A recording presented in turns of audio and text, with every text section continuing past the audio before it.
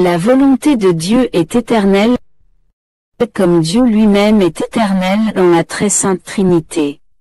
Père, Fils et Saint-Esprit.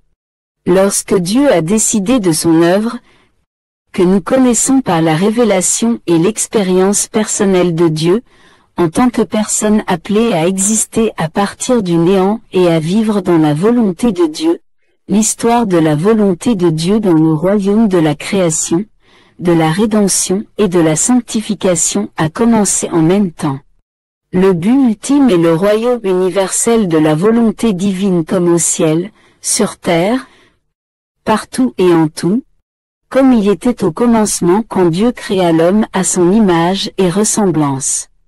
L'œuvre de la création pourrait devenir le royaume universel de la volonté de Dieu, si des créatures douées de raison et de libre arbitre décidaient une fois pour toutes de se soumettre et de submerger leur volonté consciemment et résolument, dans la sainte volonté de Dieu, afin qu'elle ne soit la reine de leur vie que dans la mortalité et pour toute l'éternité. Cependant, cela ne s'est pas produit. Quant aux gens, après la période de vie dans la volonté divine, Adam, succombant à la tentation de l'esprit malin, c'est-à-dire l'ange rebelle avec Ève, a séparé sa volonté de la volonté de Dieu et le péché est entré dans le monde et à travers le péché et la mort a régné sur terre. Et l'œuvre de rédemption puis et l'œuvre de sanctification sont devenues nécessaires pour que le plan de Dieu pour le règne de la volonté de Dieu puisse s'accomplir en son temps et pour toute l'éternité, grâce à la miséricorde de Dieu.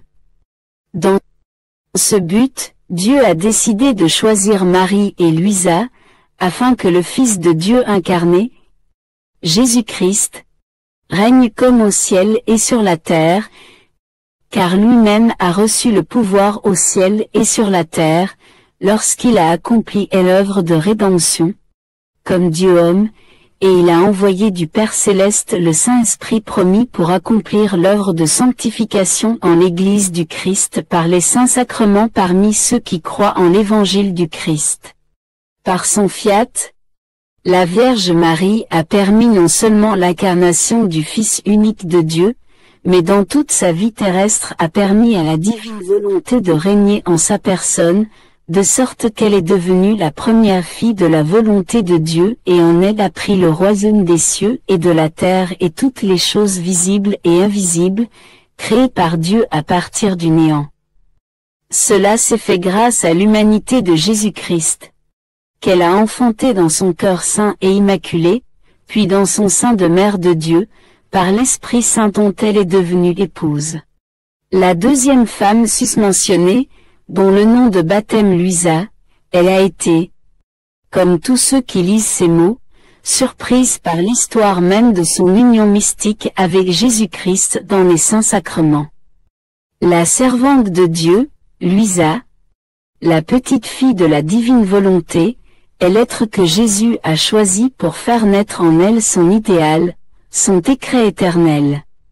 Jésus veut qu'elle soit diffusée dans l'Église et dans le monde entier. Il veut que sa divine volonté soit en nous ce qu'elle est en Dieu, sa vie, son bonheur et la source de toutes ses œuvres dans le royaume de la création, de la rédemption et de la sanctification. Le procès de béatification de la servante de Dieu est à l'étape de la congrégation vaticane à ce sujet. Après avoir lu et écouté les paroles issues de l'histoire de sa vie spirituelle et des 36 livres laissés écrits en obéissance à son confesseur et à Jésus, dictés par le Seigneur Jésus lui-même, Luisa. Au cours de la vie terrestre de Luisa, le Seigneur Jésus a initié en sa personne le royaume de la divine volonté pour tous les descendants d'Adam et Ève, en complément du royaume de la création de l'univers, afin que dans son humanité, où il a accompli la rédemption divine, les dispositions de réconcilier la volonté de Dieu avec la volonté humaine de chacun sont ouvertes. Chacun a eu l'opportunité de vivre à nouveau dans la volonté divine, abandonnant sa volonté à sa souveraineté royale. Il a plu à Dieu de la choisir pour cette mission dans l'Église et dans le monde. Depuis que j'ai pris connaissance de cette divine volonté et de cette œuvre accomplie par Jésus-Christ dans la vie de cette femme. Par la volonté de Dieu, Adam a vécu tout le temps depuis sa création jusqu'à sa chute dans le péché, et tous ces actes de gloire du Dieu qui a créé ont été placés en lui, et ses mérites ont pu, après sa chute, contribuer au fait que Dieu lui a promis de lui envoyer un sauveur. Grâce à l'œuvre du salut, l'avenir et l'éternité seront un retour à l'état originel de sainteté et d'innocence, et tous ceux qui croient et acceptent une nouvelle vie dans la divine volonté deviendront participants du royaume de la sainte volonté de Dieu en Jésus-Christ. Il n'y aura pas de fin à ce royaume, et Dieu sera tout en tout quand le Fils de Dieu remettra ce royaume à son Père, afin que Dieu soit tout en tout. Sans la volonté de Dieu, rien n'est possible qui puisse être et exister pour toujours. Lorsque la volonté humaine se détache de la volonté divine, tout ce qu'elle peut faire n'est pas propre au royaume de Dieu.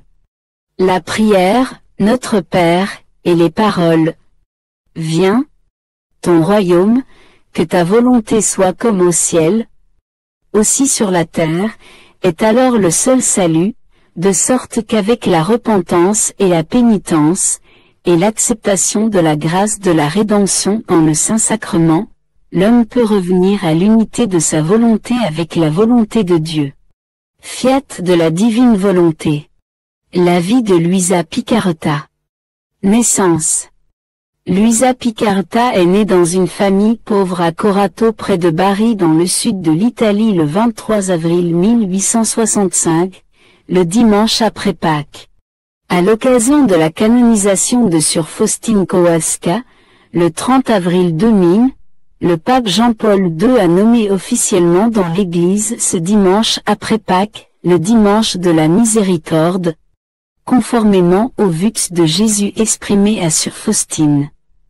Jésus a voulu souligner que Luisa a été choisie par Dieu de toute éternité pour nous apporter ce don de la volonté de Dieu, fruit par excellence de sa divine miséricorde. Sa famille et les deux parents de Luisa étaient originaires de Corato.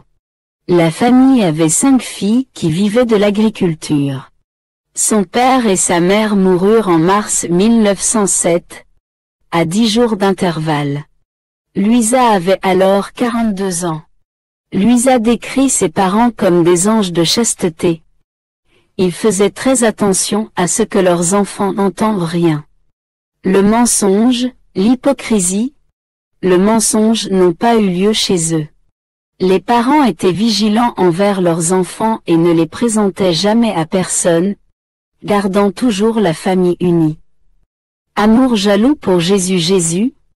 Dans son amour jaloux, expliqua plus tard à Luisa qu'il l'avait rendue très timide et l'avait éloignée des autres, ne voulant pas que quoi que ce soit la touche, ni les choses ni les gens. Jésus a voulu qu'elle soit étrangère à tout le monde, et ne jouissant qu'en elle-même. Baptême. Luisa a été baptisée l'après-midi de sa naissance. Première communion, confirmation à l'âge de 9 ans. Luisa a reçu sa première communion et sa confirmation le dimanche après Pâques, c'est-à-dire le dimanche de la miséricorde. Dès son plus jeune âge, elle avait un grand amour pour l'Eucharistie et passait des heures dans l'église, agenouillée et immobile. La voix intérieure de Jésus. Peu de temps après la première communion, Luisa commence à entendre la voix de Jésus dans son âme. Jésus lui a appris à méditer sur la croix, l'obéissance, sa vie cachée à Nazareth, les vertus et bien d'autres sujets, les guidant et les corrigeant comme il le jugeait nécessaire. Affichage total. Peu à peu, Jésus l'arracha à lui-même et à tout. Dès son plus jeune âge, Jésus lui a enseigné la grande valeur de la souffrance volontairement acceptée et de la prière d'intercession pour les autres. Luisa réconforte Jésus. Luisa aimait adorer les plaies de Jésus et voulait souffrir pour lui. Il a baisé les saintes plaies sur ses pieds, ses mains, son côté, puis les plaies ont disparu. Ainsi, Jésus partageait avec elle le soulagement et la consolation qu'elle pouvait lui apporter face à ses souffrances. La fille de Marie dans son enfance, Luisa était plutôt gênée et effrayée, mais aussi vivante et heureuse. À l'âge de 11 ans, elle a reçu Marie Eschal. Plus tard, Luisa restera petite et toujours calme avec de grands yeux perçants et vifs. Premier regard un jour, alors qu'elle n'avait que 13 ans, Luisa travaillait à la maison, méditant intérieurement sur la passion de Jésus. Soudain, elle se sentit déprimée et sortit sur le balcon au 2e étage de la maison pour prendre l'air. C'est alors qu'elle eut sa première vision en regardant dans la rue. Elle a vu une foule immense, et au milieu de la foule, Jésus portait péniblement la croix. La foule le poussait et l'abusait de toutes parts. Jésus aussi cherchait à respirer. Son visage était couvert de sang, dans une attitude pitoyable à voir. « Âme, aide-moi !» Soudain, Jésus la regarda et lui dit « Âme, aide-moi !» C'est alors que l'âme de Luisa fut remplie de compassion pour Jésus. Elle retourna dans sa chambre et pleura abondamment. Elle dit alors à Jésus qu'elle voulait souffrir ses peines pour le soulager, car il n'était pas juste que Jésus souffrit tant par amour pour elle, une pauvre pécheresse, et qu'elle ne souffrit rien par amour pour lui. Une bataille acharnée avec les démons commence alors ses premières souffrances physiques du tourment de Jésus, bien que cachées. De 13 à 16 ans, Luisa a mené un combat acharné contre les démons, combattant leurs suggestions infernales, leurs railleries, leurs tentations. Luisa a courageusement résisté à leurs attaques. Malgré leur bruit terrifiant, elle a réussi à ignorer toutes ses peurs sans quitter Jésus des yeux, comme la Vierge Marie le lui avait appris. Ultime attaque des démons, Luisa, affaiblie par sa santé, passe l'été dans la ferme familiale connue sous le nom de « Tour du désespoir », à environ 27 km de Corato. Deuxième vision, c'est là que Luisa a subi l'attaque finale des démons à l'âge de 16 ans. L'attaque a été si violente qu'elle s'est évanouie. C'est alors qu'elle eut une deuxième vision d'un Jésus souffrant qui lui dit « Viens avec moi et donne-toi à moi. Venez devant la justice divine comme un sacrifice d'expiation pour les nombreux péchés commis contre elle, afin que mon Père soit concilié et qu'il convertisse les pécheurs. » Choix. Et Jésus a ajouté « Vous avez deux options. Souffrir durement ou souffrir légèrement. Si vous refusez la forme stricte, vous ne pourrez pas participer aux faveurs pour lesquelles vous vous êtes battu si vaillamment. Mais si tu es d'accord, je ne te laisserai jamais seul et je viendrai vivre en toi pour subir toutes les insultes commises contre moi par les gens. C'est une race très spéciale que seuls quelques-uns reçoivent parce que la plupart d'entre eux ne sont pas préparés à entrer dans le domaine de la souffrance. Deuxièmement, je vous permets de vous élever vers une telle gloire que de nombreuses souffrances vous sont communiquées par moi. Enfin, je vous donnerai l'aide, le soutien et la consolation de ma Sainte Mère, qui a reçu le privilège de déverser sur vous toutes les grâces nécessaires selon votre docilité et votre réciprocité. Réparation victime. Alors Luisa s'est généreusement offerte à Jésus et à Notre-Dame des douleurs, prête à se soumettre à ce qu'il attendait d'elle. La couronne d'épines quelques jours plus tard, Luisa reçut une couronne d'épines de Jésus, ce qui la fit se contracter douloureusement, l'empêchant de manger et d'avaler de la nourriture. Abstinence alimentaire dès lors, Luisa vécut dans une abstinence presque complète de nourriture jusqu'à sa mort, se nourrissant uniquement de l'Eucharistie et de la volonté de Dieu. La persécution Luisa a dû endurer beaucoup d'incompréhension et de persécution de la part de sa famille et de nombreux prêtres. Mort apparent en raison des souffrances croissantes de la passion de Jésus, Luisa a souvent perdu connaissance. Son corps devint raide, parfois pendant plusieurs jours, jusqu'à ce que le prêtre la sorte de l'état de mort apparente. Sainte Obéissance Luisa est venue à elle avec la bénédiction du prêtre et au nom de la Sainte Obédience. Tertiaire dominicaine à l'âge de 18 ans, Luisa devient tertiaire dominicaine et prend le nom de Sœur Madeleine. Souffrance continue à l'âge de 22 ans. Jésus lui dit: Bien-aimé de mon cœur, si tu veux souffrir, non plus aux mêmes intervalles qu'auparavant, mais constamment, j'épargnerai l'humanité. Je vous placerai entre ma justice et la méchanceté des hommes. Quand j'exercerai ma justice, leur envoyant de nombreux désastres, vous trouvant au milieu, vous serez touchés et ils seront épargnés. Sinon, je ne pourrai plus retenir le bras de la justice de Dieu. Alitée depuis plus de 64 ans, Luisa a accepté et a été alitée pour le reste de sa vie, plus de 64 ans. Il s'agit de sa petite sœur Angela, qui est restée célibataire et s'est occupée de Luisa toute sa vie. Vomissements répétés pendant ce temps, Luisa prenait encore de la nourriture, qu'elle a immédiatement vomi. Mais, étonnamment, la nourriture a complètement réapparu dans l'assiette et était plus belle qu'avant.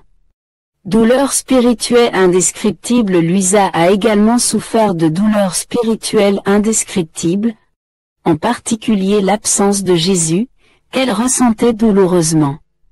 Pas d'escar en 64 en son cinquième et dernier confesseur, Do Benedetto Calvi, témoigne d'un autre phénomène extraordinaire.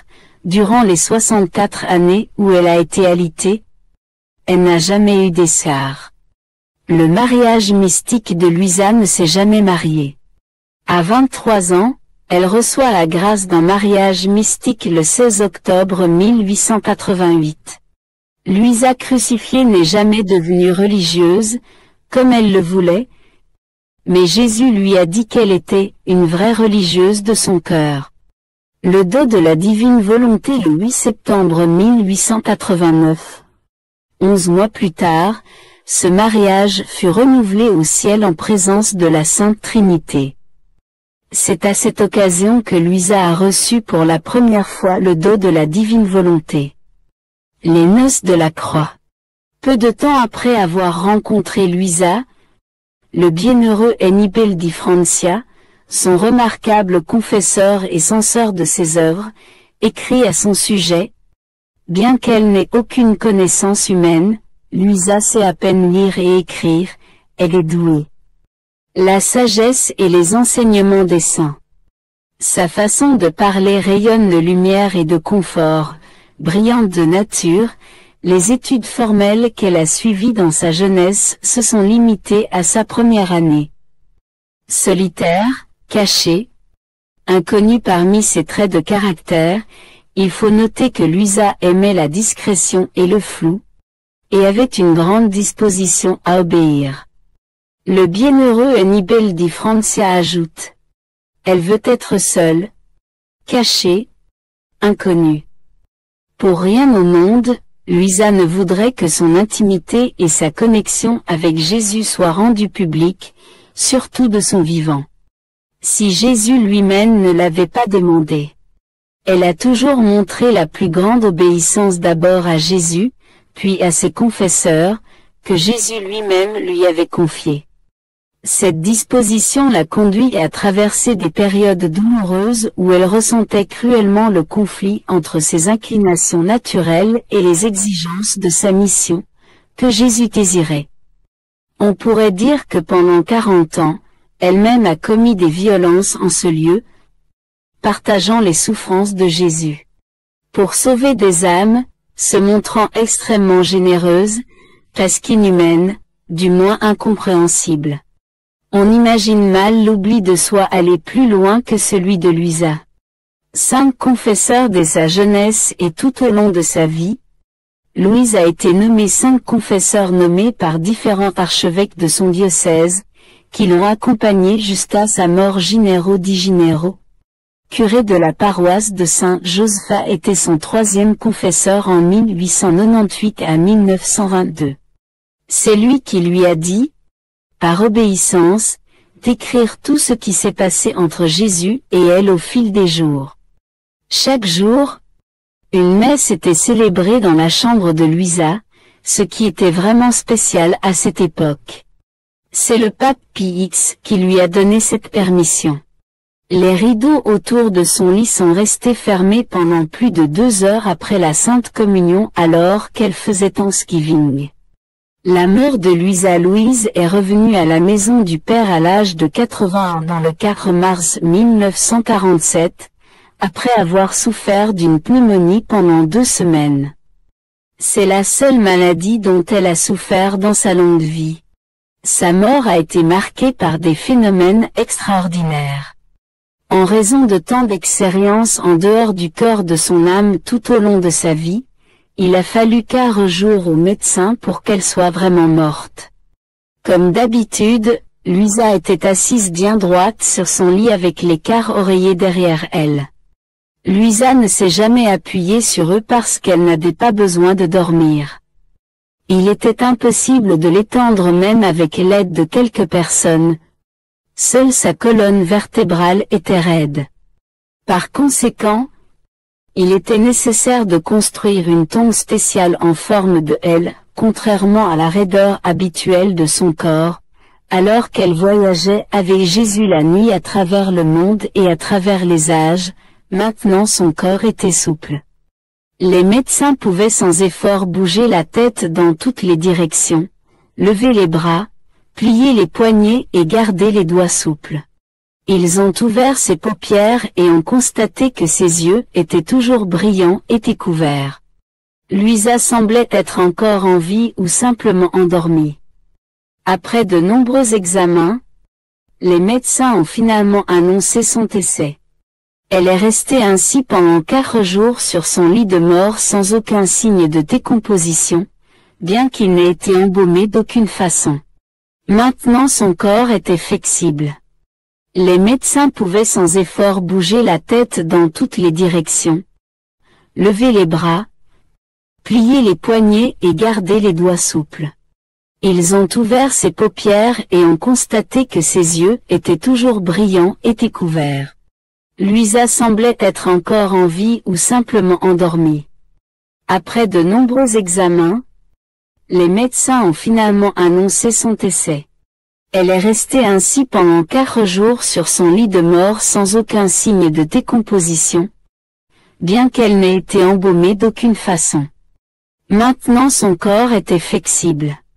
Les médecins pouvaient sans effort bouger la tête dans toutes les directions, lever les bras, plier les poignets et garder les doigts souples.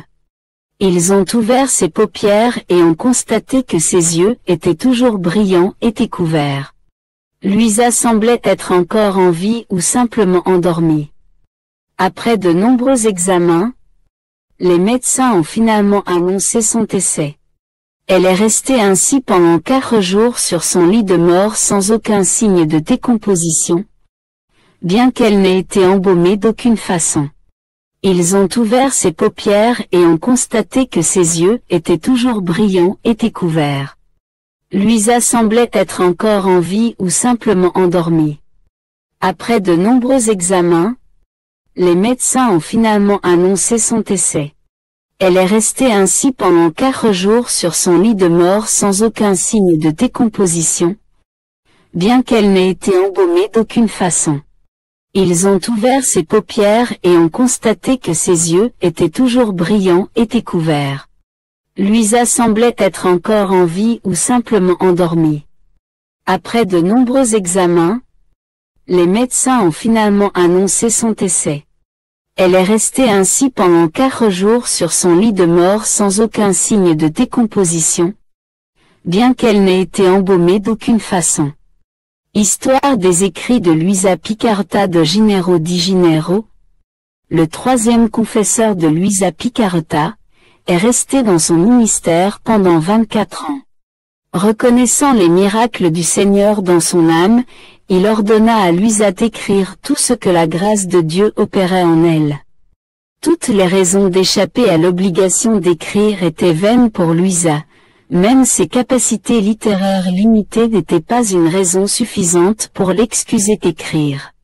Ainsi, le 28 février 1899, Luisa a commencé à écrire son journal. Le dernier cahier fut achevé le 28 décembre 1938, lorsque son cinquième et dernier confesseur, de Benedetto Calvi, lui ordonna d'arrêter d'écrire. En 40 ans, Luisa a écrit un total de 36 volumes qui, en fait, constituent son journal autobiographique, Le royaume de Fiat parmi les créatures, le livre du ciel, et Jésus ajouta un sous-titre au confesseur extraordinaire de Luisa, le bienheureux Annibal di Francia. Mon fils, le titre que tu donneras au livre que tu imprimeras sur ma divine volonté sera un rappel des créatures à vivre.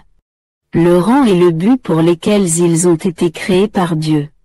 Ces 36 volumes sont un enseignement complet sur la divine volonté, nous montrant la vie intérieure de Jésus dans son humanité, le but de la création, le rôle de la rédemption, le retour de l'homme à son état originel et l'amour infini de Dieu pour sa création.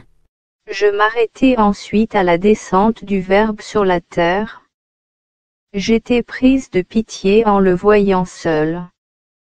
Mon doux Jésus, avec une inexprimable tendresse, me surprit et me dit : Ma très chère fille, tu te trompes. La solitude vient de l'ingratitude humaine. Mais pour ce qui est du divin, nos œuvres m'accompagnaient et ne me laissaient jamais seule. Tu dois également savoir que le Père et le Saint-Esprit sont descendus avec moi. Alors que je demeurais avec eux dans le ciel, ils sont descendus avec moi sur la terre. Nous sommes inséparables. Nous ne pourrions pas nous séparer, même si nous le voulions. Nous pouvons tout au plus nous bilocaliser. Et tandis que nous avons notre trône dans le ciel, nous formons notre trône sur la terre. Mais sans jamais nous séparer. Le Verbe, la parole, peut bien prendre la partie opérative, mais le Père et le Saint-Esprit participent toujours. De plus, lorsque je suis descendu du ciel. Dans l'acte de ma descente du ciel, tous firent partie de mon cortège pour me rendre les honneurs qui me m'étaient dus. Le ciel m'accompagnait avec toutes ses étoiles pour honorer mon immutabilité et de mon amour qui ne finit jamais. Le soleil m'accompagnait pour me rendre les honneurs de ma lumière éternelle. Oh! Combien il me glorifia par la multiplicité de ses effets.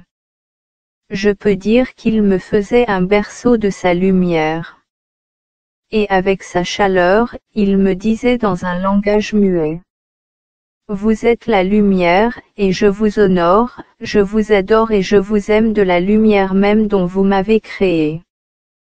Tous m'entouraient, le vent, la mer, le petit oiseau, tous et toutes choses pour me donner l'amour et la gloire avec lesquels je les avais créés. Certains exaltaient mon empire, mon immensité, d'autres mes joies infinies. Les choses créées me faisaient la fête. Et si je pleurais, elles pleuraient également parce que ma volonté qui résidait en elles les informait de ce que je faisais. Et, oh! Comme elles se sentaient honorées de faire ce que faisait leur Créateur. Et j'avais la compagnie des anges qui ne me laissaient jamais seule. Et comme tous les temps m'appartiennent, j'avais la compagnie de tous ceux qui allaient vivre dans mon vouloir. Ma volonté les portait dans ses bras. Je les sentais palpiter dans mon cœur, dans mon sang et dans mes pas. Et me sentant investi par eux tout, aimé par ma volonté. Je me sentais payé de retour pour ma descente du ciel sur la terre. Tel était mon premier dessein. remettre de l'ordre dans le royaume de ma volonté au milieu de mes enfants. Je n'aurais jamais créé le monde si je ne devais pas avoir les enfants qui me ressemblent et qui vivent de ma volonté. Ma volonté se serait trouvée dans la condition d'une pauvre mère stérile, qui n'a pas le pouvoir de générer et qui ne peut se former une famille. Ma volonté a le pouvoir de générer et de se former sa longue génération, de former sa famille divine. Après quoi je continuais à penser à la descente du Verbe divin, la parole, et je me disais, comment Jésus peut-il naître dans nos âmes? Et le cher petit bébé ajouta, ma fille, me faire naître est la chose la plus facile qui soit.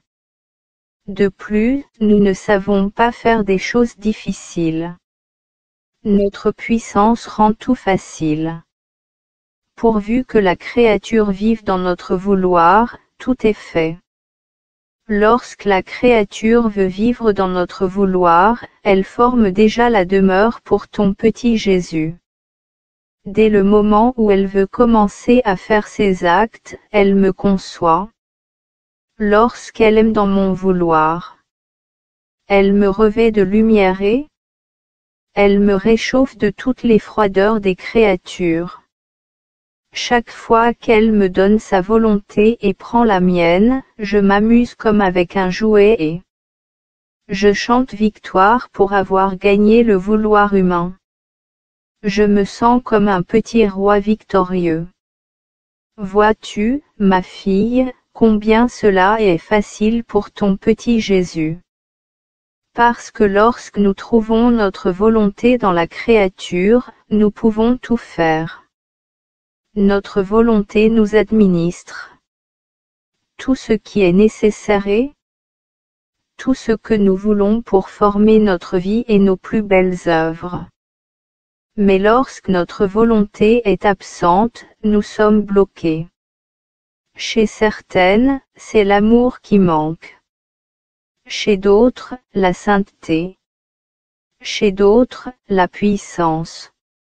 Et en d'autres encore, la pureté et tout ce qui est nécessaire pour faire renaître notre vie et, par conséquent, tout dépend des créatures.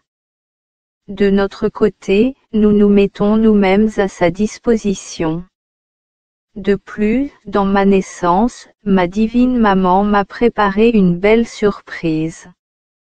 Avec ses actes, avec son amour, avec la vie de ma volonté qu'elle possédait, elle a formé mon paradis sur terre. Elle n'a fait que tresser toute la création avec son amour, déployant des mers de beauté pour me faire voir nos divines beautés et sa propre beauté qui brillait en chacune d'elles. Comme il était beau de trouver ma maman dans toute la création, où je pouvais jouir de sa beauté et de la beauté de ses actes.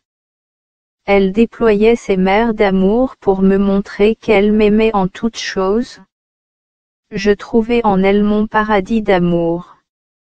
J'étais heureux et joyeux dans les mers d'amour de ma maman.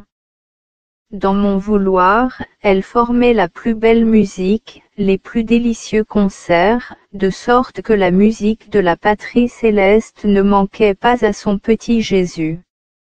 Ma maman pensait à tout, afin que rien ne me manque des joies du paradis que je quittais. En me penchant sur son cœur, j'éprouvais des harmonies et des satisfactions telles que j'en étais ravie. Ma chère maman, en vivant dans mon vouloir, a pris le paradis dans son sein et l'a fait goûter à son fils. Tous ses actes ne servaient chou à me rendre heureux et à redoubler mon paradis sur la terre. Ma fille, tu ne connais pas encore une autre surprise. Celle qui vit dans mon vouloir est inséparable de moi. Chaque fois que je renais, elle renaît de nouveau avec moi. de sorte que je ne suis jamais seul. Je la fais renaître avec moi à la vie divine. Elle renaît à un amour nouveau, à une sainteté nouvelle, à une beauté nouvelle. Elle renaît dans les connaissances de son Créateur. Et elle renaît dans tous nos actes. Et même dans chaque acte qu'elle accomplit, elle m'appelle. Pour renaître et pour former un nouveau paradis pour son Jésus. Et je la fais renaître avec moi pour la rendre heureuse. Rendre heureuse celle qui vit avec moi est une de mes plus grandes joies. Aussi, sois attentive à vivre dans mon vouloir. Si tu veux me rendre heureux, si tu veux que je trouve dans tes actes mon paradis sur la terre, et je penserai à te faire goûter les océans de mes joies et de mes bonheurs. Nous nous rendrons heureux l'un et l'autre. Bien que mon pauvre esprit vive un cauchemar de terribles douleurs et j'ai l'impression de mourir, je fais ce que je peux pour suivre les actes du vouloir suprême, mais avec difficulté. Je me tourne vers le vouloir suprême pour y trouver refuge et des forces dans l'état où je me trouve. Mon bien-aimé Jésus s'est pris de compassion et avec tendresse, il me dit: Fille de ma volonté, courage. Ne te laisse pas aller. Le découragement fait perdre des forces. Tu te sens loin de moi qui vis en toi et t'aime tant. Tu dois savoir que lorsque la créature entre dans notre vouloir, pour y déposer sa volonté et pour prendre la nôtre, notre écho divin commence dans la créature. Et en entendant notre écho, nous disons: Qui a tant de vertu au point de produire l'écho de son amour, de son souffle et de son battement de cœur dans notre être suprême. Ah! C'est une créature qui a reconnu notre volonté et qui entre pour vivre en elle. Qu'elle soit la bienvenue. Nous, en échange, nous ferons sentir notre écho dans la créature de telle sorte que nous respirerons d'un même souffle. Nous aimerons d'un même amour. Nous aurons le même battement de cœur, et nous sentirons que la créature vit en nous. Nous ne nous sentirons jamais seuls. Et la créature sentira que nous vivons en elle. Elle aura la compagnie de son Créateur qui ne la laissera jamais seule. Tu dois savoir que chaque acte accompli dans notre vouloir ne finit jamais. Il est continuellement répété. Comme ma volonté se trouve partout. Cet acte se trouve répété au ciel, dans les choses créées, en toutes choses. Par conséquent, un acte dans notre volonté surpasse tout, remplit le ciel et la terre, et nous donne tant d'amour et de gloire, que toutes les autres œuvres sont comme des petites gouttes en comparaison à la mer, parce que c'est nous-mêmes qui nous glorifions et qui nous aimons nous-mêmes dans la créature qui se recouvre de son Créateur et opère avec lui. Quelle que soit la beauté des choses que la créature peut faire en dehors de notre vouloir, elles ne peuvent jamais nous plaire, parce qu'elles ne nous donnent pas ce qui est à nous. Elles ne peuvent pas se diffuser partout. En plus, un tel amour est si petit qu'il recouvre à peine l'acte que la créature accomplit, si déjà il puisse le faire. Tu dois savoir que nous aimons énormément la créature. Cependant nous ne pouvons pas tolérer qu'elle soit parmi nous indécente, sale, sans beauté, dénudée ou couverte de haillons misérables. Il ne serait pas digne de notre suprême majesté d'avoir des enfants qui ne nous ressemblent pas, qui ne sont pas bien habillés, qui ne sont pas revêtus des vêtements royaux de notre fiat. Ce serait comme un roi qui laisse ses soldats et ses sujétés mal vêtus, couverts de saleté, au point de rendre leur apparence répugnante, certains étant aveugles, d'autres boiteux ou difformes. Ne serait-ce pas un déshonneur pour ce roi d'être entouré d'une armée de misérables qui inspirent la pitié? Ne devrait-on pas condamner ce roi qui ne veille pas à se former une armée digne de lui? Ne devrait-on pas être en admiration, non seulement à la vue de la majesté de ce roi, mais également de sa belle armée bien ordonnée, de l'élégance des soldats, de ses sujets, des habits qu'elle porte? Ne serait-ce pas un honneur pour ce roi d'être entouré par des ministres et une armée qui font plaisir à regarder? Notre invincible amour, avec une infinie sagesse, désireux de traiter avec chaque créature individuellement, a disposé de donner ma volonté à la créature, afin que ma volonté puisse l'embellir de sa lumière, l'habiller de son amour, et la sanctifier de sa sainteté. Vois-tu ainsi combien il est nécessaire que notre volonté règne dans la créature, parce que ma volonté seule a le pouvoir de purifier la créature et de l'embellir, afin de former notre divine armée, et nous serons alors honorés de vivre avec eux et en eux. Ils seront nos enfants qui seront autour de nous, habillés de nos vêtements royaux et embellis à notre ressemblance. C'est pourquoi notre volonté commence par purifier, sanctifier et embellir. Ensuite, elle les admet dans notre vouloir pour les faire vivre avec nous. De plus, lorsque la créature entre dans notre vouloir, notre amour est si grand que notre être divin fait tomber sur elle une pluie d'amour. La voyant tellement aimée, tous les anges et les saints accourent pour l'entourer et l'aimer. La création elle-même exulte de joie en voyant notre volonté triomphante dans cette créature. Tout la comble d'amour et, oh comme il est beau de voir cette créature que tous aiment. Et la créature se sent si reconnaissante d'être aimée par tout qu'elle aime tout le monde en retour. Après quoi je continuai ma ronde dans le divin vouloir, j'arrivai à la naissance du petit Jésus, qui tremblait de froid, pleurait et sanglotait amèrement. Les yeux gonflés par les larmes, il me regarda et demanda mon aide. Et entre ses sanglots et ses gémissements, il me dit: Brave fille, le manque d'amour de la créature me fait pleurer amèrement. Lorsque je vois que je ne suis pas aimée, je me sens blessée. Cela me cause tant de peine que je sanglote. Mon amour court et poursuit chaque créature. Je la cache et remplace sa vie avec ma vie d'amour. Mais ces ingrates créatures ne me disent même pas un seul « je t'aime ».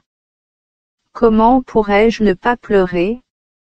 Aussi, aime-moi, si tu veux calmer mes pleurs. Écoute, ma fille, et fais bien attention. Je veux te dire une grande surprise de notre amour. Il faut que rien ne t'échappe. Je veux te faire connaître l'étendue de la maternité de ma céleste mère. Ce qu'elle a fait, combien cela lui a coûté, et ce qu'elle fait encore. Tu dois savoir que la grande reine n'était pas seulement ma mère. En me concevant, en me mettant au monde, en me nourrissant de son lait, en prenant soin de moi de toutes les manières possibles durant mon enfance. Cela ne suffisait pas à son amour maternel ni à mon amour comme son fils. Son amour maternel courait dans mon esprit. Si des pensées m'affligeaient, elle étendait sa maternité dans chacune de mes pensées. Elle les cachait dans son amour et les embrassait. Je sentais alors mon esprit caché sous son aile maternelle qui ne me laissait jamais seule. Chacune de mes pensées avait ma mère, qui m'aimait et me donnait tous ses soins maternels. Sa maternité s'étendait en chacun de mes soufflets et de mes battements de cœur. Et si mon souffle ou mon battement de cœur suffoquait d'amour et de peine, elle accourait avec sa maternité, pour ne pas me laisser suffoquer d'amour et pour mettre un baume sur mon cœur transpercé. Si je regardais, si je parlais, si je travaillais, si je marchais, elle accourait pour recevoir mes regards, mes paroles, mes œuvres et mes pas dans son amour maternel. Elle les couvrait de son amour maternel, les cachait dans son cœur et me dorlotait. Je sentais son amour maternel jusque dans la nourriture qu'elle me préparait.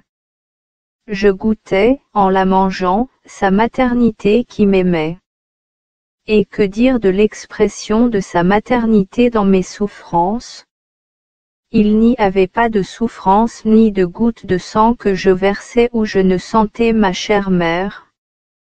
Après m'avoir dorloté, elle a pris mes souffrances et mon sang et les a cachées dans son cœur maternel pour les aimer et continuer sa maternité. Qui pourrait dire combien elle m'aimait et combien je l'aimais? Mon amour était si grand qu'il m'était impossible de ne pas sentir en moi sa maternité dans tout ce que je faisais. Je peux dire qu'elle courait pour ne jamais me laisser seule, même dans ma respiration. Et je l'appelais. Sa maternité était pour moi un besoin, un soulagement, un soutien pour ma vie ici-bas. Écoute, ma fille, une autre surprise d'amour de ton Jésus et de ta céleste mère. En tout ce que nous avons fait, l'amour n'a jamais connu d'obstacle entre nous. L'amour de l'un coulait dans l'amour de l'autre pour ne former qu'une seule vie. Mais en voulant faire la même chose avec les créatures, combien nous trouvons d'obstacles, de refus et d'ingratitude. Mais mon amour n'arrête jamais. Tu dois savoir que lorsque mon inséparable mère étendait sa maternité, à l'intérieur et à l'extérieur de mon humanité, je la constituais et la confirmais ainsi mère. De chaque pensée, de chaque souffle, de chaque battement de cœur, de chaque parole de toutes les créatures, j'étendais sa maternité, dans leurs œuvres, dans leurs pas et dans toutes leurs souffrances. Sa maternité court partout. Dans les dangers de tomber dans le péché, elle court et couvre les créatures de sa maternité pour les protéger de la chute. Si elles tombent, elle leur laisse sa maternité pour les défendre et les aider à se relever. Sa maternité court et s'étend sur les âmes qui veulent être bonnes et saintes, comme si elle trouvait en elle son Jésus. Elle devient mère de leur intelligence, elle guide leurs paroles. Elle couvre les créatures et les cache dans son amour maternel afin d'élever beaucoup d'autres Jésus. Sa maternité se montre sur le lit des mourants. En se servant des droits de son autorité de mère que je lui ai donnés. Elle me dit avec un accent si tendre que je suis incapable de rien lui refuser. Mon fils, je suis mère et ce sont mes enfants. Je dois les mettre en sûreté. Si tu ne m'accordes pas cela, ma maternité sera compromise. En disant cela, elle les couvre de son amour et elle les cache dans sa maternité pour les sauver. Mon amour était si grand que je lui ai dit: Ma mère, je veux que tu sois la mère de tous, et je veux que tu fasses pour toutes les créatures ce que tu as fait pour moi. Étends ta maternité sur tous leurs actes de telle sorte que je les verrai toutes couvertes et cachées dans ton amour maternel. Ma mère accepta et demeura confirmée, non seulement comme mère de toutes les créatures, mais aussi comme celle qui couvrira chacun de leurs actes de son amour maternel. C'est une des plus grandes grâces que j'ai accordées à toutes les générations humaines. Mais combien de souffrances ma mère ne reçoit-elle pas? Les créatures vont jusqu'à nier sa maternité et refuser de la reconnaître comme mère. C'est pourquoi le ciel tout entier prie et attend avec impatience que la divine volonté soit connue et qu'elle règne. C'est alors que la grande reine fera aux enfants de mon vouloir ce qu'elle a fait à son Jésus. Sa maternité prendra vie dans ses enfants. Je donnerai ma place dans son cœur maternel à tous ceux qui vivront dans mon vouloir. Elle les élèvera pour moi, elle guidera leurs pas et elle les cachera dans sa maternité et sa sainteté. Son amour maternel et sa sainteté s'imprimeront dans tous leurs actes. Ils seront ses vrais enfants qui seront comme moi en toutes choses. Et, oh, comme je voudrais que chacun sache que tous ceux qui veulent vivre dans mon vouloir ont une reine et une mère puissante, qui leur donnera tout ce qui leur manquait, qui les élèvera dans son sein maternel. En tout ce qu'ils feront, elle sera avec eux pour modeler leurs actes sur les siens, si bien qu'ils seront connus comme des enfants qui ont été élevés et éduqués par la maternité aimante de ma maman.